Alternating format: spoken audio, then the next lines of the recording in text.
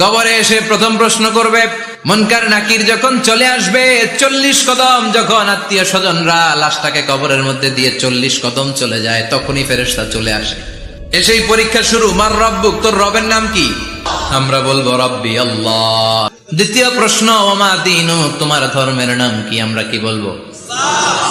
তৃতীয় প্রশ্ন, বিশ্বনবীর চেহারা দেখিয়ে বলা হবে, আতারিফু হাদার রাজুল, এই লোকটারে চিনো নাকি? আমরা বলবো চিনি, আমাদের প্রাণের নবী। সব প্রশ্নের উত্তর তুমি পেরেছো।